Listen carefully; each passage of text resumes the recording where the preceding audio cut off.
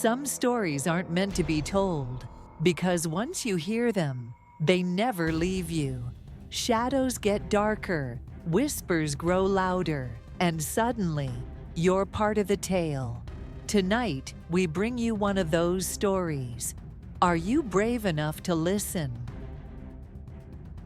Everyone in the nearby towns whispered about old Marta, the widow who lived alone in Wraith Hollow, a forested valley shunned by locals. Her cottage, veiled in thorns and rotting vines, stood like a corpse among the living.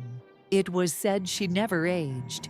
Children dared each other to toss rocks at her door and run. But many who did never came back the same. Some never came back at all. Arjun, a skeptical city journalist, came to investigate after hearing stories about the Witch of Wraith Hollow. He didn't believe in curses or specters, just folklore wrapped in rural paranoia. He rented a room in a nearby village and started asking around. Most people slammed doors or crossed themselves at her mention. But one wrinkled old man whispered, "If you want to talk to her, go at dusk. She don't show herself to the sun, but don't go inside. No matter what, never cross her threshold." Of course, Arjun did exactly that. On the third evening, with his recorder in hand, he walked to the edge of the hollow. The deeper he went, the quieter it got. No birds, no insects, just the sound of his own breath and the snapping of twigs. When he found her cottage, it looked even more decrepit than he expected. Moss blanketed the roof, and the wooden door bore deep claw marks. He knocked. No answer. He knocked again. The door creaked open, revealing old Marta.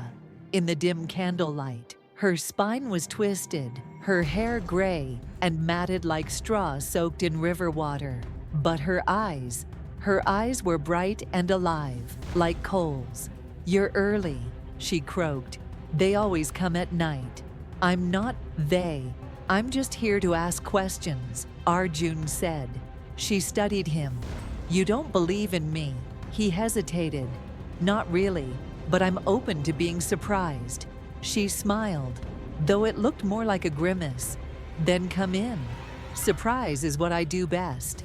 He stepped over the threshold. The moment he did, the temperature dropped. The floor groaned under his feet. Inside, the cottage was larger than it looked, its walls lined with shelves of glass jars containing things. Some floated, some blinked. They sat at a small wooden table. She offered him tea that smelled of iron and rosemary. He didn't drink it. "Are you a witch?" he asked bluntly. "I was a wife," she replied, her voice suddenly clearer. "And a mother." Once Arjun pressed record. "He cheated, took my son, said I was mad. They never made it far. The forest took them, but it gave me something in return." "What did it give you?"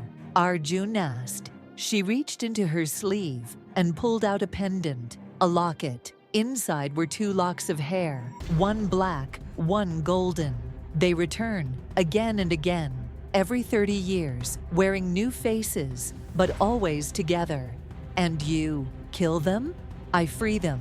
This world traps souls in flesh over and over. I cut the cord." Arjun laughed nervously. "So what? You think I'm your husband?"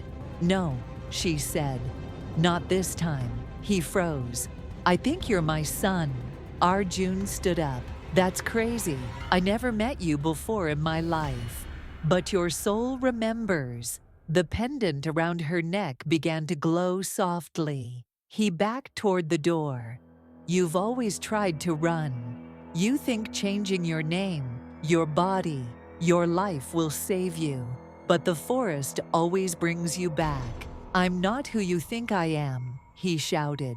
Marta stood too, taller now, straighter, younger, her skin flushed with color. Her hair flowed like black ink. She looked like a woman, no older than 30. "The hollow awakens us, every cycle. You always try to forget, but I remember everything. Arjun bolted for the door, but it vanished. Where the door had been was now a mirror. In it, Arjun saw himself, not as he was, but as a boy, then a baby, then nothing. The reflection vanished. He turned around, but the cottage was gone. The trees around him were dead. The sky was dark. Marta stood behind him, glowing. I forgave you long ago, but the forest never did. Then everything went black. 1 week later, another journalist came looking for Arjun. All he found was Arjun's recorder, left on a tree stump outside the hollow. It was still recording, whispering the last words in a voice not quite Arjun's. She's not the monster. I always was. And far inside Wraith Hollow, old Marta stood at her doorstep, watching the trees, waiting.